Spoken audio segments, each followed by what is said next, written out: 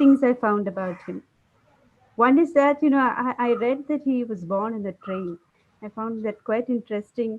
And he was a person who, in fact, he was into print uh, media first, into printing. And then um, he had acted in movies like Hey Ram, if I remember right. He's written a book, Let's Kill Gandhi, which in fact hemmed into certain controversies. Then he was a politician for some time, and now an activist. He is the president of Mahatma Gandhi Foundation, and also he's the director of Gandhi Research Foundation as well.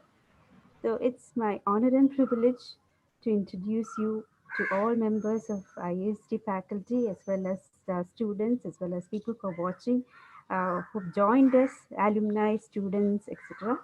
And a little bit about ourselves. IIST is Indian Institute of Space Science and Technology.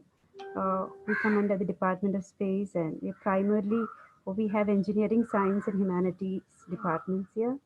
And IIST Faculty Association, uh, uh, we have the faculty members of IIST joining as a cultural group. We are a registered cultural group.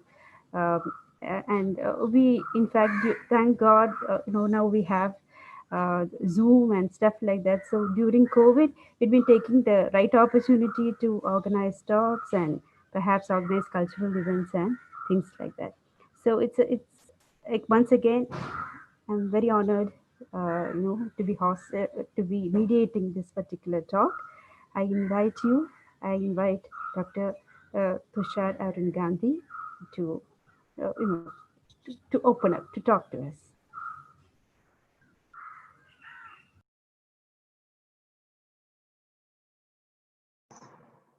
Sir, you are muted. I just, yeah, I took care of that. Thanks for telling me. Thank you very much for this invitation to speak to all of you. It's a privilege to be able to speak to the faculty and students of the prestigious institute. I was not intelligent enough ever to get admission to any of these. Neither did I have the aptitude for it.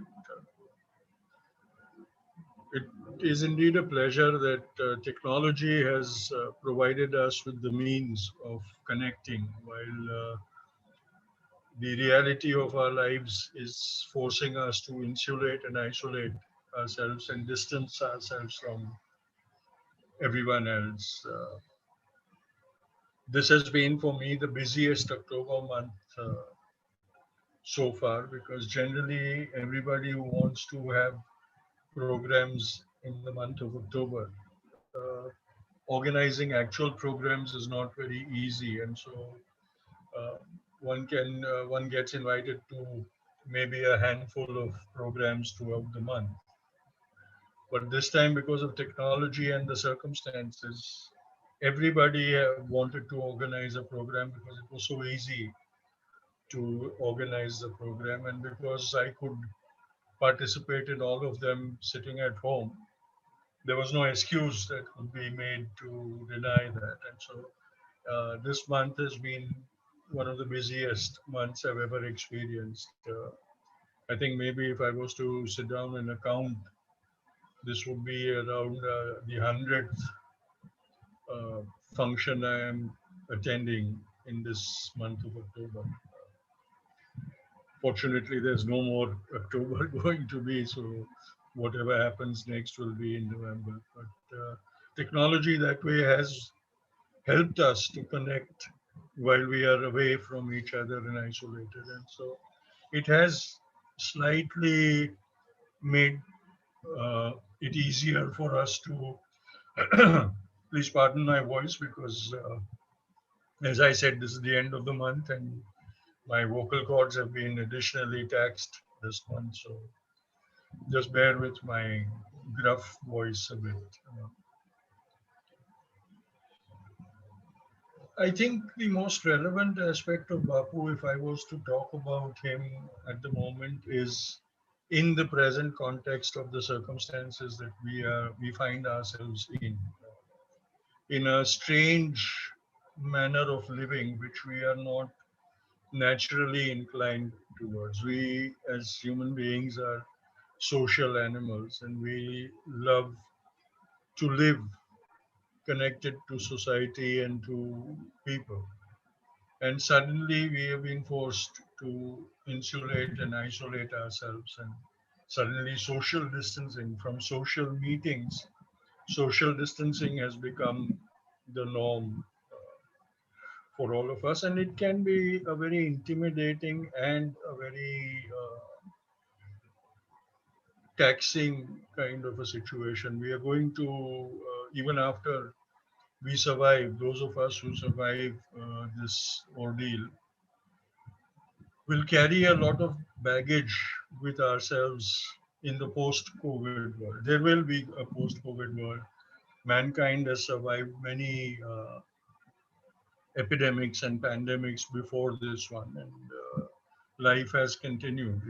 Some of the epidemics may have taken a huge toll in lives, but humanity has survived.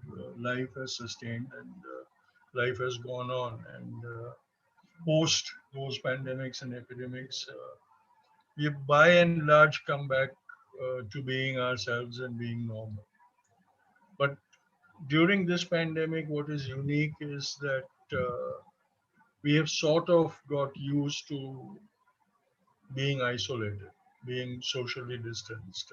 I don't remember ever in my life responding to a doorbell with a "Oh God, who now?" kind of a thing. But ever since this last 6 months, the first thought that comes to my mind when the doorbell sounds is, now who could that be? Is that going to be something dangerous? And that's a very alien thought which has suddenly started becoming a habit. And that is what is dangerous in this. And that is where we need inspiration from people, iconic people, whom we revere or we believe in or respect in some manner or the other. And that's why, to me, Bapu becomes more relevant today than just merely as an icon of social reform and the Indian independence movement. He becomes an icon that, through his own examples, gives me a focus in life, gives me the empowers me with the ability to cope with this anxious period, anxiety ridden period that we're all forced to live with. And I think that is at the at the present juncture, that is a very important example to be shared with people. Bapu believed in service, and service beyond one's capability was what he believed in the most. He believed that all of us had that duty to perform that kind of service, not just service that is within our comfort zone, but service to do which we would have to actually tax ourselves and put ourselves to an ordeal kind of thing. And that was what he believed the true meaning of service was. And whenever he performed service for society, he ensured that he went out of his way, out of his comfort zone, and putting himself, his individual self, in peril to provide that service. Right from the time in South Africa, if we were just to talk about the medical emergencies and epidemics that he lived through in South Africa, he lived through several episodes of plague and what were seasonal epidemics of cholera and dysentery and malarial fevers and things like that. And through all of them, he served his society and humanity, not just within his comfort zone, as I said. He went out of that. He was on the front line of service to society at that point of time. While he was serving, he served as a medical orderly help to society, because the medical facilities at that time were also taxed beyond their abilities and were found to be inefficient or insufficient to deal with the crisis. And he realized that if the qualified doctors and nurses were allowed to only do the work that they were qualified to do and not have the burden of the other paramedical duties, they would be able to perform more and their performance would be enhanced. And so he went in and took care of the nursing and the primary needs of the patients who were being cared for. And thus he enhanced the abilities of the doctors and the medical staff over there, putting himself at peril. He was treating those infected with those ailments at that point of time and taking care of them, cleaning them up, washing them, administering medicines to them, changing the bed linen, all the things that were required to do, cleaning up their bedpans and things also.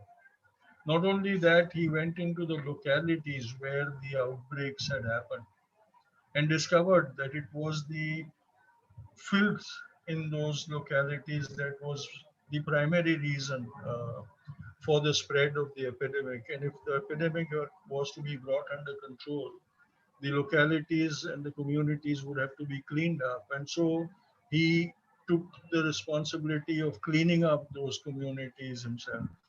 Not only that, he also went in and did the last rites for those who had succumbed to the epidemics, doing the last rites with dignity. Even today, we see that because of the scale of the casualties in the pandemic, there's a lot of discontent because survivors and relatives of those who have succumbed to this epidemic uh, find the way their relatives are being disposed of as being disrespectful. It's a very big thing when you lose a dear one, a near one, a family member. The dignified manner in which the last rites are performed help as a panacea to the sorrow.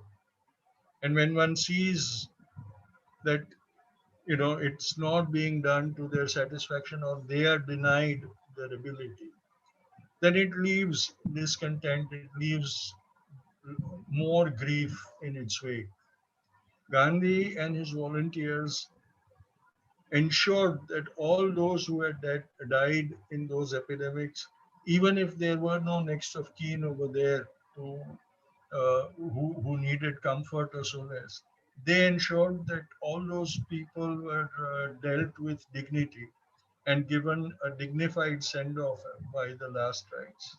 That was also a very essential service that he performed. He also performed his duties in man made situations of crisis.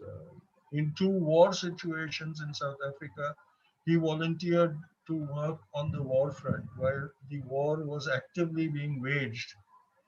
He and his band of volunteers became stretcher bearers during the Anglo Boer War and were actually active on the battlefront in Spionkop, caring for the wounded and evacuating the wounded to the nearest field office hospitals.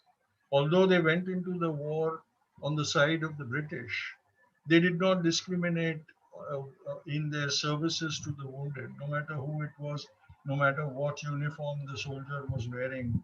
If the soldier was wounded and needed care and treatment, they provided first aid on the battlefront and then evacuated them and took them to the field of hospitals set up away from the war front. Many a times they used to do return journeys of more than 22 miles one way, multiple times during the day, carrying the wounded from the battlefield to the field hospitals and then rushing back to the battlefield to serve the wounded over there also. And this, while they were in the midst of shells exploding, bullets flying around, and the war being waged, They were at risk. Many of his volunteers were wounded and killed in that battle. But then word went out in amongst the soldiers that the Indians were taking care of all the wounded. They were not partial towards one side. And so the soldiers decided that for their own benefit, they should safeguard the Indian stretcher bearers. And so they would make a conscious effort not to fire their guns towards the sector where they knew that the Indian stretcher bearers were active. And so they also earned the goodwill in the face of an ongoing battle. They won the goodwill. The same thing was repeated when the Zulu tribes rose in uprising against the injustice meted out to them by the colonial British. Once again, Bapu went into the battle on the side of the British, this time heading the Indian Ambulance Corps to provide first aid and medical relief and evacuation to the British soldiers. But on the battlefront, Bapu realized that the British soldiers were the aggressors over there, and they were dealing with the Zulu tribals in a barbaric fashion. And he saw the massacre of the Zulu soldiers and was disillusioned by it. And he saw that the Zulu wounded were not being administered any medical aid or first aid or treatment. So he started administering that to them and evacuating them to the field hospitals. To his shock, the white doctors manning those field hospitals refused to treat whom they called the savages. Even the missionary doctors who were white refused to treat the savages. And Bapu reminded all of them about the oath they had taken while becoming doctors and about their duty to not differentiate between the wounded and the needy and to treat all of them. And then he himself set up field hospitals all over and began treating and nursing the Zulu wounded back to health. He again also served the uprooted communities, displaced communities who had been driven out of their villages and whose all possessions were destroyed. He nursed them back, he helped them with food, he helped them rebuild their shelters and helped them establish their villages one more time, and thus won the goodwill of the people. The whole purpose of narrating these incidents today is to remind ourselves that no calamity should be allowed to overwhelm us, no matter how overwhelming or intimidating it may feel at a given point of time. We must always know and remember that mankind has always triumphed over all adversities throughout history. And so that would give us the courage and the strength to battle this one also. And if we, while we are forced into this kind of artificial lifestyle, if we were to begin to utilize that time to productively serve our community, our society, our town, our cities, we would gain the satisfaction of being useful. And in these times, that mere feeling of being useful would be therapeutic for a lot of us. And that is what we must all remember. And that is why the inspiration of icons is very important in such times. When when Bapu and the Congress leaders were released from detention of after the Quit India movement, and the British realized post the Second World War, the British realized that sooner or later they would have to give independence to India. The leadership was invited by the then Viceroy Lord Wavell to come to Shimla for negotiations and talks with the Viceroy. And so everybody reached Shimla and the talks began. There was a stalemate in the talks at one point of time, and the viceroy declared a recess of 5 days. And so everybody started making plans of how they would spend those 5 days. And Bapu declared that he was going to go to Sevagram, and because there was some important work for him to do over there. And everybody was, anxious about this decision of Bapu, because at that point of time, traveling from Shimla to Sevagram in Wardha would mean a 2 day journey one way. So it meant that he would take 2 days to go, 2 days to come back, and he would just get one day to be at Sevagram. And that time, Bapu was pretty old, in his late 60s or 70s. And so everybody was concerned about his well being, and they tried to dissuade him. They said, "It's not worth your while. There can't be anything that is important enough for you to take so much, make so much effort, and, take so much hardship upon yourself to go there and just be there for a day, not more than that." But Bapu was adamant, and he would not listen to anybody. Finally, Panditji went up to him and said, "Bapu, why? Why are you so adamant? What is so important in Sevagram that you have to go? You should be rested, because the negotiations are going to enter a crucial phase after the recess, and we will need you to be sharp and alert and astute, not tired out after a long journey." But Bapu insisted on going, and he said, "No, I have to go there." Finally, he told Panditji, he said, "Parchure Shastri awaits me in Sevagram, and I have taken the responsibility of nursing him." Parchure Shastri was a leprosy patient who had been discarded by society, his family and society, and so he had ended up at Sevagram seeking refuge with Bapu. And Bapu had taken him in at Sevagram and made it his own responsibility to treat Parchure Shastri and nurse him back to health. So he told Panditji that Parchure Shastri requires my attention to him, and I must go there to serve him and nurse him. And Panditji told Bapu, he said, you take 4 days just to travel to and from Sevagram, and you will hardly be there for one day. What kind of service, what big difference will you make to Parchure Shastri? It is not worth your while to do that. And Bapu said, "I know that it is insignificant. It's just one day, and I will have to travel for 4 days to perform that duty for Parchure Shastri for one day. But I also know that that little bit of nursing and care that I do for him will mean a lot to him, will bring him some care, some relief from his agony and suffering. And for me, that little bit of relief, that little bit of succor is very important, because I know what difference it will mean to him.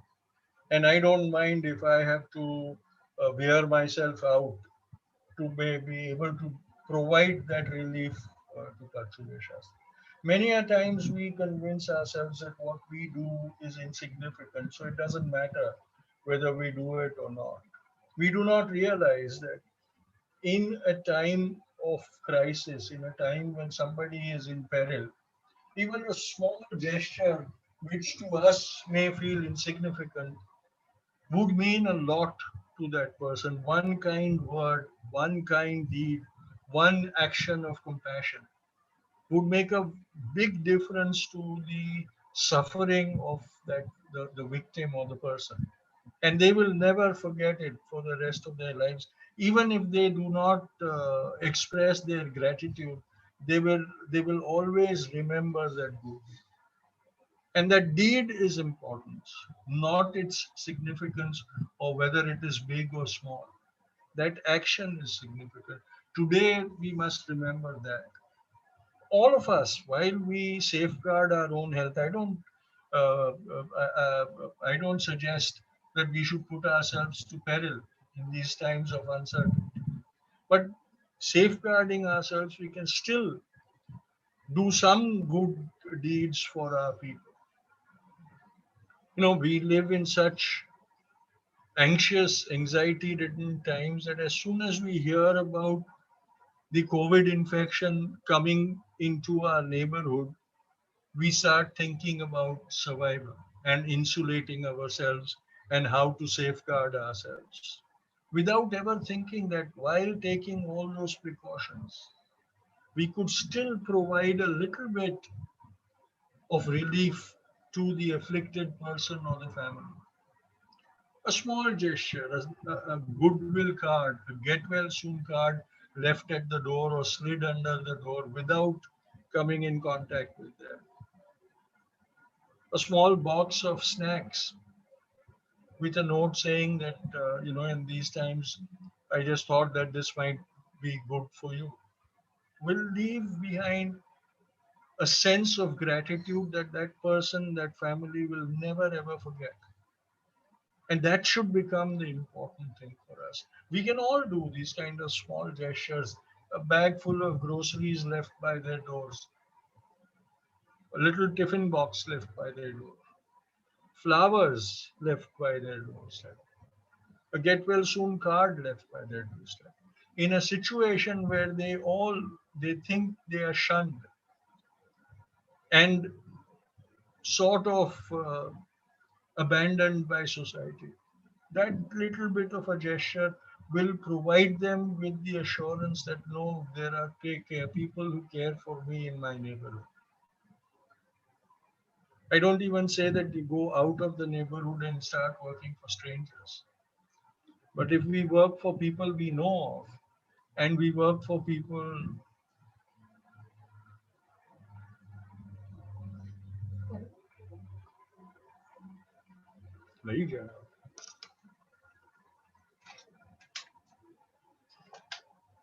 it will provide so much, it will mean so much, and that satisfaction that you will get also will mean so much.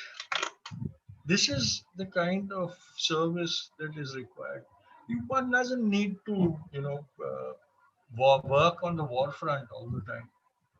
One can do these small things and still be very of consequence in this time. This is the kind of lesson that we must learn from personalities like Bapu. And Bapu worked through, as I said, in South Africa, he worked through medical emergencies, man made emergencies, and kept serving society. Back in India, the same practice continued because in India at that time too, there were many outbreaks of epidemics and pandemics. Ahmedabad had several bouts of the plague. And then the biggest pandemic of that time, which even today we uh, recognize as a global pandemic, the Spanish flu broke out. And the Spanish flu caused a tragedy in Bapu's immediate family. His eldest daughter in law and her newborn child were victim to the Spanish flu. They died in the Spanish flu. So the tragedy came very up close and personal to Bapu. And he must have grieved for their loss. But while he was grieving for their loss, he also realized that he had a duty towards society. And so once again, he and his ashram inmates plunged into active service of the society at that point of time and served humanity to the best of their abilities beyond their capabilities, going much beyond their capabilities. These were the things that personally won him the adulation and admiration that he eventually got from the people of India because they had seen him. Unlike other leaders who made big speeches and gave assurances, but never were seen in the midst of society. Here was a man they could see in their midst, who they could have the assurance that if there was a time of their personal need, he would be standing shoulder to shoulder with them. And that was the goodwill that he won for himself, which he also was able to convert into the support for his freedom movement. For Bapu, the political movement or the freedom movement and the social movement that, and so the social responsibilities that he had taken upon himself to perform were not separate things. They always went hand in glove simultaneously. While he was leading the Satyagraha movement, he was also supervising the social reform movement and the village service movement that he gave equal importance to as much as the freedom movement. And all the three things were being set in motion simultaneously. It wasn't as if, okay, now we put this on hold because we're fighting the battle for freedom. The social reforms movement was done while the freedom movement was being fought. The Rachnatmak Karya, the creative work, the work for rebuilding India, to rejuvenate the villages, the Gramodyog model, all were being implemented simultaneously as the work was going on. Because Bapu realized the importance of all of it. His ideology wasn't let's destroy the existing bad structure and we will rebuild on the ruins. While he chipped away at the bad things in society, he was replacing them with the good elements also. In 1920, when the first non cooperation movement was launched, and this year is the centenary of the non cooperation movement, we seem to all have collectively forgotten that very important movement in India's freedom struggle when we almost brought the British to their knees. But while he was talking about the non cooperation movement and he was preaching to young people to give up English education and join the national movement, he established the Gujarat Vidyapith in Ahmedabad, a university to provide higher education to the youth, what he called Rashtriya Shikshan, Prashikshan. It unfortunately does not translate well when you say nationalist education uh, system, because today nationalist and nationalism has taken on a rather ugly meaning. The Rashtriya Shikshan that Bapu thought of was patriotic education, which also educated on about the rights and duties to the young people while imparting education. This year is the centenary of Gujarat Vidyapith also. So he was establishing parallel education institutions also. So he wasn't telling students just to give up studies and join the national movement. And then after the national movement, they would be in a state of limbo. No, he was providing them with the alternatives that they could utilize later on also. So this is the aspect that we should all be inspired by and thinking about and being trying to emulate. Throughout my life, I have made it a point not to refer to Bapu as a Mahatma, because I think the title Mahatma has been the most unjust, cramping situation Bapu has been put in, because it is almost like an excuse we invented for ourselves, telling ourselves that we can't aspire to become like him because he was a Mahatma, something special, something divine, something almost godlike. And we can never be like that. We put him on a pedestal and pray to him and worship him and forget him, abandon him. And that is the greatest disservice that anybody could do to Mohandas Karamchand Gandhi. And so I prefer to refer to him as Bapu, because then he becomes believable. Then he becomes somebody that we can emulate. And that is what is essential. We have to believe in that human being who achieved greatness through his deeds. And even if we cannot achieve the same position or station that he achieved in his life, if we attempt to emulate his deeds and to adopt to the best of our abilities the qualities that he had, we may not all become like him, but we will all become much better than what we are today. And that's where the humane qualities of Mohandas Karamchand Gandhi need to be remembered more than the Mahatmaship of Mohan. And so I don't like to speak about the relevance of Mahatma Gandhi. I don't believe in Mahatma Gandhi. I believe in Mohandas Karamchand Gandhi, an ordinary man with all his failings, with all his weaknesses, with all his failures, who was honest enough to admit his failures, his weaknesses, and his mistakes, and courageous enough to atone for them and then ensure that he never ever repeated those mistakes ever in his lifetime. And that is where the evolution of that man continued throughout his life. And at the end of his life, he had the honesty and courage to say that his life was his message. There was nothing else that he had to tell us except for the example of his own life, the way he had led. And it was very astute uh, knowledge. If you study Gandhi's life, it inspires. Once you understand that life, the ordinariness of that life, and the honesty of that life, these are the ingredients that today the iconic uh, people that we treat as icons lack.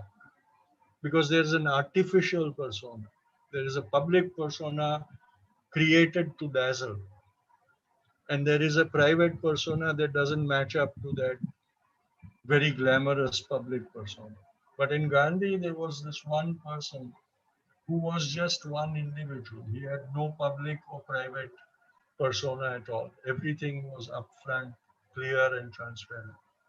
And that is the inspiration that we should all be taking. I know I'm talking to scientists and the intelligentsia of the very scientific minds, and there is an application in that also. Although there is a perception that Gandhi was against technology, but Gandhi in his lifetime was never against technology. He was against technology that replaced human effort and ability. He wasn't against technology that enhanced human abilities and capabilities. And I think today in a country like India, we need technology that enhances human ability, because we have more than enough physical human ability to provide for our country's requirements and our society's requirements. They need to be enhanced, and technology can do that. But if we go rush towards human replacing technology in the form of automation and artificial intelligence, then we will do the greatest disservice to our populace, and we will sow the seeds of our own destruction, because an idle population who cannot do anything, who has been marginalized because of technology and automation, will then become a devil's workshop, and the seeds of destruction of our society will be sown through that. So while I'm talking to the technology and scientific community, I think you must all remember one thing, that Gandhi was not anti technology, not ever anti technology. He was only anti the technology that subjugated human beings. Because in his time, he had seen how the British Industrial Revolution had subjugated and completely disenfranchised the Indian village and traditional industry, and how it had impoverished a large section of our society at that point of time. Today, we face a similar situation because of the completely unsustainable industrial model that we have adopted since independence. It was brought up front and close to us in this pandemic when we saw that the production facilities were forced to shut down because of the requirement of social isolation, and the entire workforce found itself without work and without shelter, because where they had work they did not have a home, and where they had a secure home they had no work.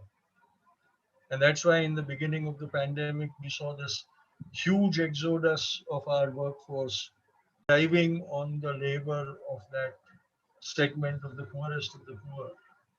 When that crisis arrived, closed their doors on them, slammed their doors on them, and left them with no alternative but to run away from it. And their tragedy is that they can't survive back in their villages. When things come back to normal, for their survival sake they will be forced to come back to work in the industry in the big cities.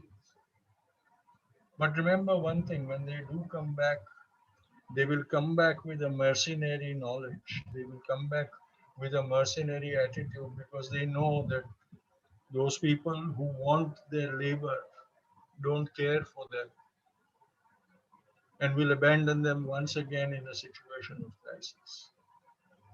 And so we must also think about the post COVID era, whether we will be repeating the mistakes that we made in the pre COVID times, or whether we will all plan now and work to establish a more sustainable society, a more equitable society, and a more compassionate society in the post COVID area. Because, as I said in the beginning, life will exist, life will triumph over the coronavirus. But what that life will be post corona will depend on how we plan for it today, how we take responsibility for it today. So I think that is where the relevance of Gandhi really lies and matters to us. So thank you very much for this opportunity, and I hope uh, what I said made sense to all of you. Thank you very much. Thank you very much, Tushar, for this lovely talk. In fact, it connected Gandhian ideals to the society that we are living right now. And this is a new insight how Gandhiji looked at pandemics and how he served those people who were like affected by pandemics as such. Now, I think this is a time, if you have time, shall we take some questions from the Sure, audience? sure. All right.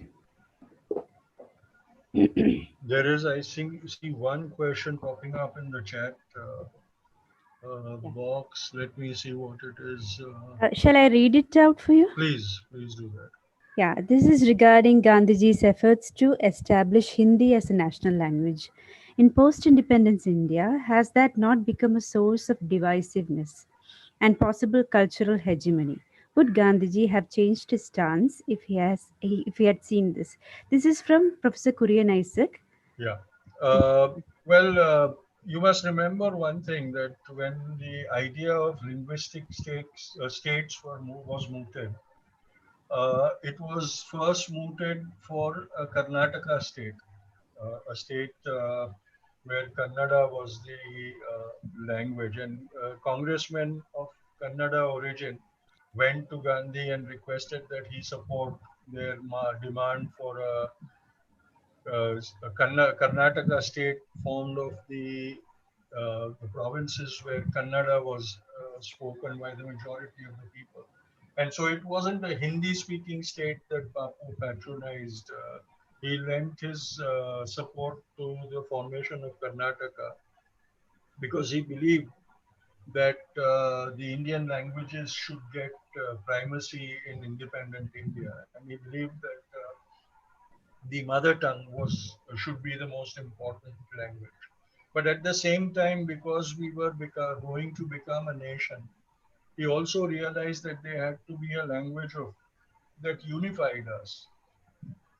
He may have been wrong, because Hindi was the language of North India, and it wasn't right to impose it on the southern states.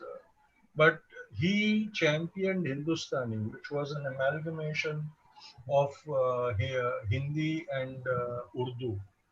Because at that point of time, we needed symbolic gestures to unite Hindus and Muslims. And so he pushed for the Hindustani language to become the lingua franca of India.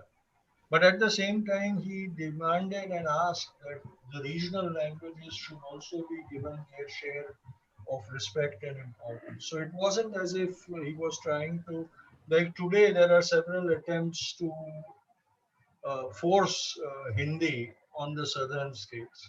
He never advocated that. He did establish the Hindi Prachar Sabha and the Hindustani Prachar Sabha because he believed that we also needed a common language, and he felt that if an Indian common language was acceptable to all, it would be much better than English. Even today, when I speak to my fellow countrymen, I feel very alienated when I speak in English. But I also feel know that if I want to communicate with my fellow country people from the non-Hindi speaking sections, I should actually be speaking to them in their mother tongue, which I can't, and that is a shortcoming that I feel that I have in me. So yes, Bapu did ask for Hindi, but not at the cost of the vernacular languages. Next, we have a question from a very young person, Mukundan Nair. He wants to know, sir, how would you respond to the accusations of Ambedkar against Gandhiji? See, we must accept the fact that when there are political ideologies, there are bound to be differences of opinion and different beliefs. And we don't need to have a kind of everybody accepting and believing in a similar cause. Baba Saheb believed in separating his people from the Hindu uh, religion because he had suffered the uh, the exploitation and the inhuman practices in the Hindu religion, and so he believed that his people could only thrive if they went out of the Hindu religion. And Bapu believed that Hindu religion needed to be reformed, and the caste prejudices and the caste hierarchies needed to be abolished, and then everybody would be on the equal front. And both Baba Saheb and Bapu failed in their efforts because both their common goal was equality for everybody, and we did not allow that equality to ever happen. And it wasn't for their own mistakes that they failed, but we failed them. We as a society failed both of them because we never allowed equality to take place in our society. We are so deeply steeped in caste prejudices and caste hierarchies that we did not ever allow that to equality to actually and really become a reality. So I am not intimidated by the rivalry between Ambedkar and Gandhi. I feel that they both deserved the space that they were in, and they did not do not need to weigh themselves each of them on a scale to decide who was bigger. They were both important leaders, and they were both right in their own thinking and ideology. And we were the ones who betrayed them. So let's blame ourselves and introspect ourselves rather than engaging in those fights of the superiority of Baba Saheb to Gandhi or Gandhi to Baba Saheb, because that will not take us anywhere. It won't resolve the situation that we find in ourselves today. So the next question is regarding Gandhiji's ideal of the self-sufficient village.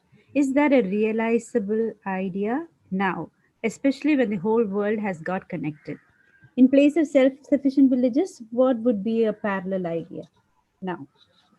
I think the self sufficient village ideal can never be out of date, ever. No matter what happens to the world, no matter how much the world shrinks in a connected society, the requirements will always be there. And unless villages become the nerve center of production and provide for the necessity of the world, we will never be able to create a sustainable lifestyle in society. And we are seeing the ill effects of centralized industry and production and huge plants. That is the damage it is doing to our ecology and environment, and that is not sustainable. So it will. I don't agree with the idea that self-reliant villages are past their use by date. They'll never be that way. I think unless we actually create a whole network of self-reliant, self-sufficient villages, we will find it difficult to sustain the lifestyle as it is today. Another question is social help, social service helps in social reforms. Then why do social reform take a very slow pace in India? It is because we are so apathetic towards social reforms. We have not enthusiastically accepted because we don't want to accept the anomalies in our society, the evil of our society, the weaknesses of our society. And that is why we don't bother to treat them or set them right. Look at this reservation against non-reservation or merit debate that is raging in our society. Yes, I believe that merit should be the criteria, but merit should can only become a criteria when we have created a level playing field in the primary education sector. As long as there is a huge disparity in the primary education system, there can never be uniform or standardized merit. A student whose parents can put him, send him or her to quota, who then gets 98%, to me, has the same abilities as somebody who sits in his village or her village and has to travel 10 kilometers, 15 kilometers to even reach a school, securing 60% marks in exam. So, unless we accept all those factors, we are never going to be able to truly reform our society, because we will continuously be finding excuses to perpetrate the prejudices and the wrong practices in our society. And that is where social reform continues to fail and feels at such a slow uh, pace, because we don't take responsibility for that reform to happen. We do not react or respond when we see prejudicial behavior being practiced in front of us, in our homes, in our families, in our communities. Now, the next question is by Professor B.S. Manoj. He asks, how academic higher educational institutions, how can they inculcate Mahatma Gandhi's values? I think higher education institutions have the ability to serve much more than any other organizations can. And today, what is required is not just the reach of education, but the quality of education. In the primary sector, we see in our rural schools and village schools and government schools the pathetically poor standards of the teachers over there. And I think the higher education institutions and the very high education institutions have the intellect and intellectual capabilities to provide that service of teaching and training, and giving continuous training enhancement to teachers. Today, the crying need of the time is to have a efficient teaching force to provide education. We have the right to education bill approved by our government.